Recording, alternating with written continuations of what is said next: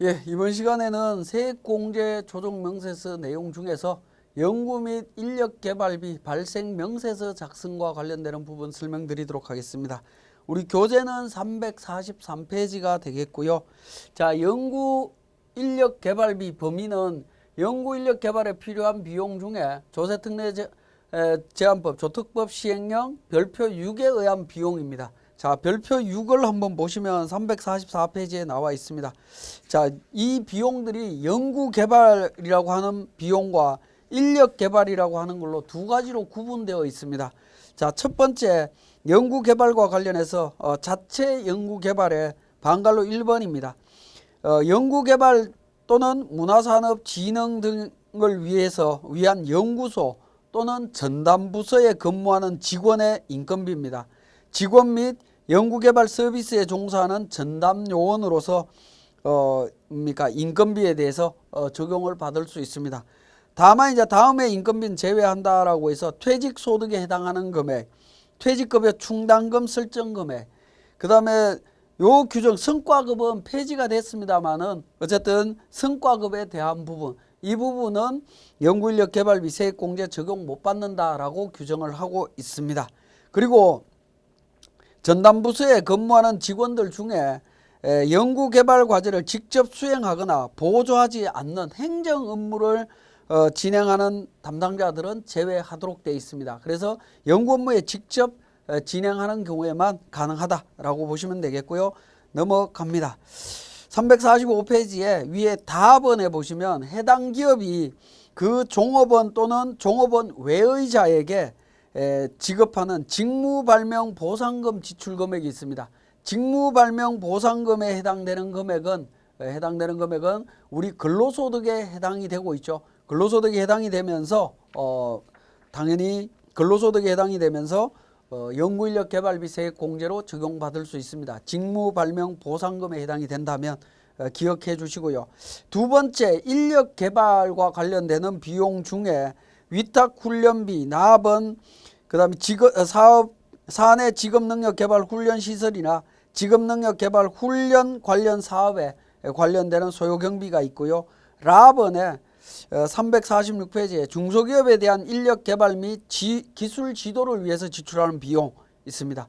이 랍원의 4번 보시면 중소기업 인력지원특별법에 따라 중소기업 핵심 인력 성과 보상 기금에 납입하는 비용이 있습니다. 이 부분 세액공제를 적용받을 수 있습니다. 자, 잘 보셔야 되는데, 자, 이 부분은 뭐냐면 요즘 많이 이야기 나오고 있는 내일 채용 공제가 되겠습니다. 내일 채용 공제라고 하는 부분은 재직자나 청년 그 입사자들을 기준으로 해서 본인이 일부 부담을 하고 기업주도 일부 부담을 합니다. 이렇게 부담된 적립된 금액 플러스 정부에서 지원해 주는 금액이 합쳐져서 근로자한테 목돈을 제공하는 제도이고요. 이 목돈을 제공함으로 인해서 중소기업과 일반 대기업의 임금 격차를 해소시켜 줌으로써 중소기업의 장기 근속을 유도하는 정책이라고 볼 수 있습니다. 그래서 회사에서 부담한 금액은 연구인력개발비 세액공제를 적용받을 수 있다라는 겁니다. 요즘 많이 가입들을 하고 있으니까 이 부분 내용이 있다면 챙겨서 보셔야 됩니다. 다만 이렇게 납입한 금액 중에서 다음에 해당하는 경우 금액은 뺀다라고 되어 있습니다. 그래서 최대 주주 또는 출자자와 그 배우자, 그 다음에 동그라미 2번에 동그라미 1에 해당하는 자의 직계 존속과 관련되는 사람의 인건비는 제외합니다. 이건 당연히 제외를 해야 될 거고요. 그 다음에 나번에 보시면 그 5년 동안 가입하도록 되어 있는데 5년 안에 중도 해지, 사유야 어떤 사유가 됐든 간에 중도 해지를 했다라고 하면 환급받은 금액이 있을 겁니다. 환급받은 금액은 세액공제 금액에서 차감하도록 되어 있습니다. 그래서 내일 채용 공제를 가입하신 분들은 연구인력개발비 세액공제 적용받을 수 있다라는 점 기억하시면 되겠습니다. 자, 그 다음에 348페이지에 하나 챙겨 보셔야 되는 부분은 자, 기업 부설 연구소나 전담부서 검색에 대한 부분입니다. 자, 우리 별표 6에 대한 자료를 보면 맨 344페이지에 연구소나 전담부서가 있어야 된다라고 했죠. 그 전담부서 검색은 한국산업기술진흥협회에서 할 수 있습니다. 그래서 세액공제를 적용받는 시점에서 반드시 연구소가 존재해야 됩니다. 연구소가 필요한 경우에는 존재해야 된다라는 거고요. 동그라미 3번에 연구소에서 인건비 적용할 때 확정기여형 퇴직연금보험료 연구세액공제 적용받을 수 있느냐 하는 건데 적용 못 받습니다. 예규에 또 조서 심판 사례에 적용 못 받는다라고 나와 있습니다. 그 다음에 산재보험료 적용받을 수 있느냐 하는 부분인데 산재보험료는 인건비에 해당되지 않습니다. 그 다음 5번에 연구소 인정받기 전이나 또는 인정이 취소된 경우에는 어떻게 되느냐 하는 부분인데 인정받은 때까지 비용을 세액공제 받을 수 비용은 당해 세액공제를 적용받을 수 없습니다. 취소된 후부터 새로 인정받을 때까지 그때 관련되는 부분은 적용받을 수 없다라는 거. 그래서 연구소를 전제로 하는 경우에는 연구소 존재 여부를 반드시 확인해 보셔야 됩니다. 자, 세액공제 금액으로 들어갑니다. 자, 세액공제 금액은 신성장 동력 연구개발, 원천기술 연구개발 세액공제입니다. 세액공제 금액은 기업 유형별로 중소기업은 30%, 그 밖의 기업 20%인데 코스닥 상장 중소기업은 중견기업은 25% 됩니다. 그 다음에 나աբ은 신성장 동력이나 원천기술 연구개발비에 해당 과세연도의 수익금액의 3배, 그 다음에 10%와 중소기업 코스닥 상장 중소기업은 15%, 그래서 1번과 2번 중에 작은 비율을 더해서 연구개발비 세액공제를 계산을 합니다. 과거보다는 조금 더 복잡한 형태로 바뀌어져 있습니다. 중소기업에 대해서 혜택을 좀 더 주기 위한 부분이다 라고 이해를 하시면 될 것 같습니다. 자, 그 다음에 일반 연구인력개발비 세액공제입니다. 세액공제는 1번과 2번 중에 선택하시면 됩니다. 증가금액, 그러니까 직전과세연도보다 증가된 금액을 기준으로 25%, 중견기업 40%, 중소기업 50%입니다. 원래 일반은 30%였죠. 30%인데 25%로 줄어들었습니다. 중소기업은 그대로 유지가 되고 있고요. 자, 단기 발생 금액 기준 세액 공제입니다. 중소기업 25%고요. 중소기업 유예 기간에 있는 경우에는 기간별로 유예 기간에 따라서 별도로 15%에서 8%까지 차등 적용하고 있습니다. 그 다음에 비중소기업에 대해서는 원래 세액 공제가 없습니다. 자, 제외를 시켰고요. 그런데 이제 추가로 그러니까 해당 과세연도 수익금액 분의 일반 연구인력 개발비 비중 곱하기 2분의 1 해서 2%까지는 연구인력 개발비 세액 공제를 적용받을 수 있도록 했습니다. 자, 351페이지에 기타 사항이 나옵니다. 다른 세액 공제 감면과 중복 적용이 된다라는 부분이고요. 중소기업에 대한 연구인력 개발비 세액 공제는 최저한세 적용이 제외됩니다. 배제된다라는 점 기억해 주시면 되겠습니다. 그래서 중소기업이 아닌 경우에는 최저한세 적용이 되고요. 중소기업인 경우에는 적용하지 않습니다. 농특세 비과세 되고요. 자, 납부세액이 없거나 최저한세 때문에 적용을 못 받는다라고 하면 세액공제가 2월 된다. 5년 동안 2월 공제 받을 수 있습니다. 자, 연구 및 인력개발비 발생 명세서에 대해서 설명을 드렸고 관련 사례를 통해서 우리 세무사랑 프로에서 다시 확인하도록 하겠습니다. 자, 교재 351페이지에 연구인력 개발에 대한 세무조정을 하시오라고 하면서 일반 기술 개발을 위해서 인건비 3천만 원 손익계산서에 경상연구개발비 계정으로 반영되어 있다라는 겁니다.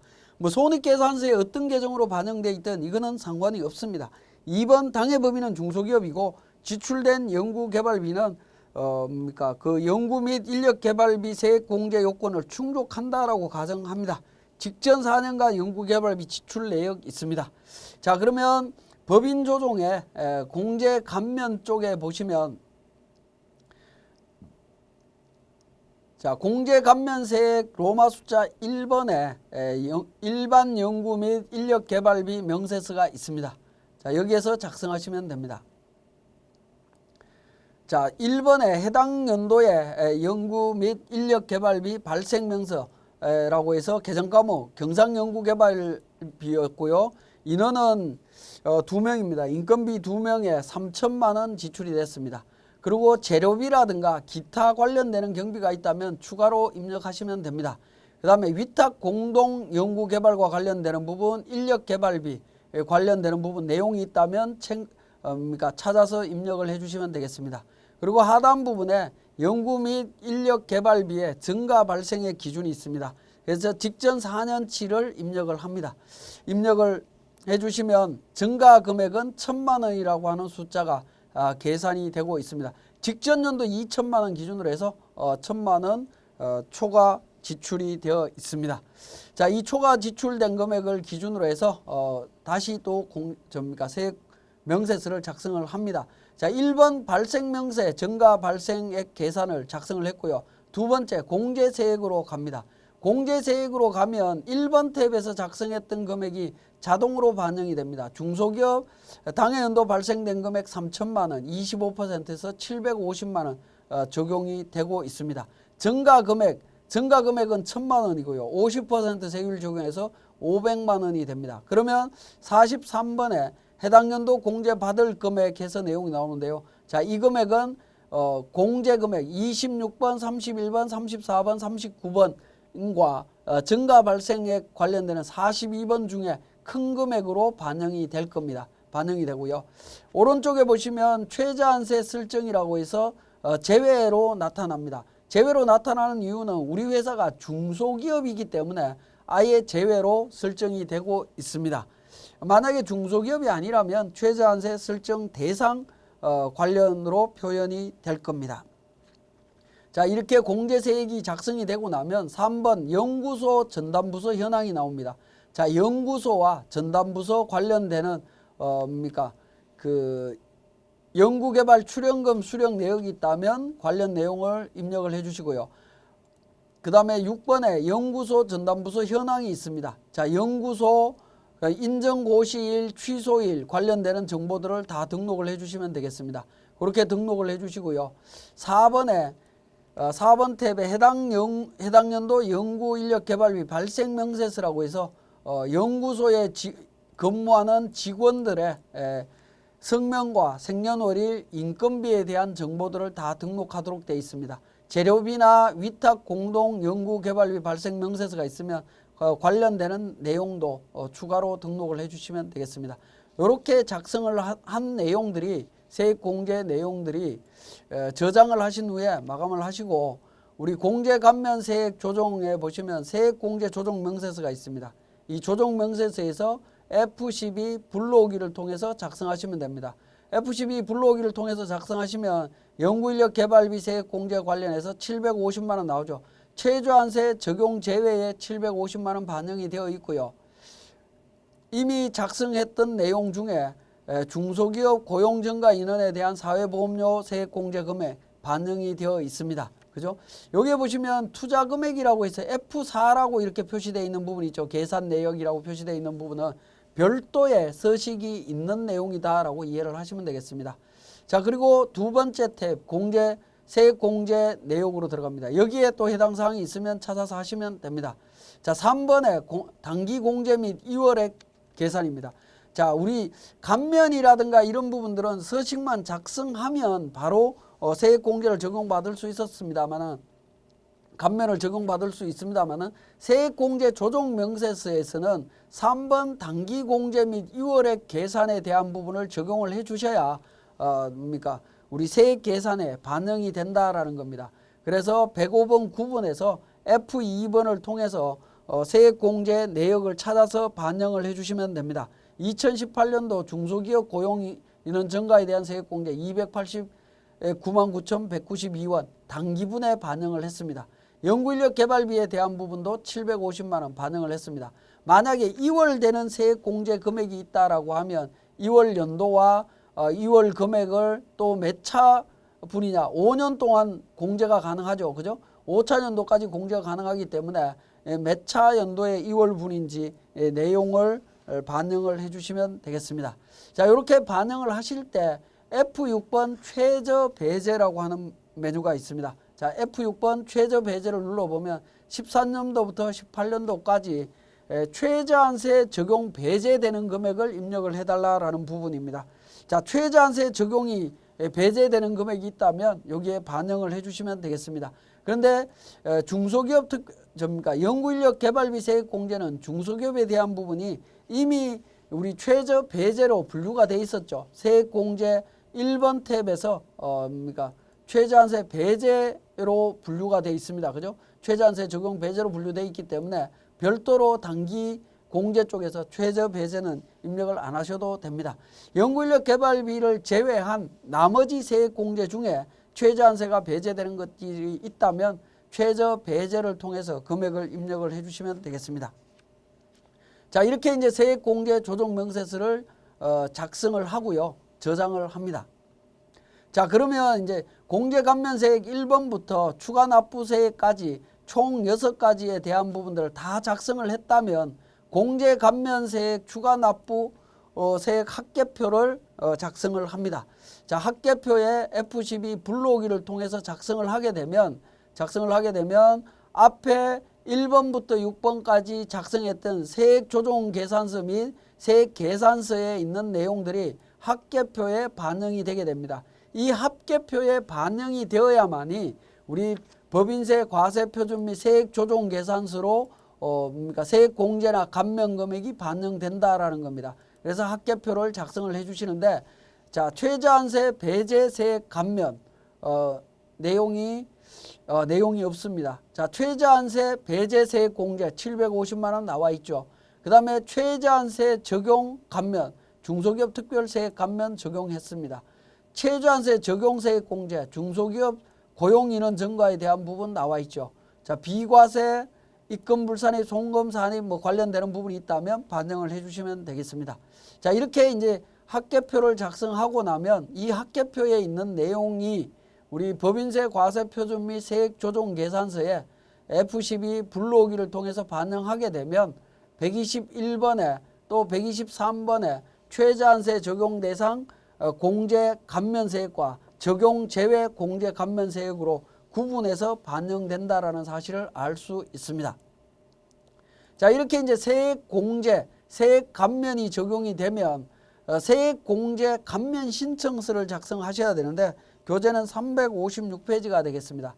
먼저 세액 공제 신청서입니다. 세액 공제 신청서 클릭하셔서 그다음 F12 불러오기를 통해서 작성하시면 됩니다. F12 불러오기를 통해서 작성하시면 우리 앞에서 공제 감면 세액 추가 납부세액 합계표가 있죠. 이 합계표에 있는 내용을 기준으로 해서 신청서가 자동으로 작성이 됩니다. 자, 저장해서 종료하시면 되고요. 자, 그 다음에 세액 감면 면제 신청서입니다. 자, 이 서식도 마찬가지로 F12 불러오기를 통해서 작성을 하시게 되면 중소기업 특별세액 감면이 반영된 것을 확인하실 수 있습니다. 자, 이렇게 공제 감면 세액을 계산하고 신청서까지 작성하는 과정들을 살펴봤습니다.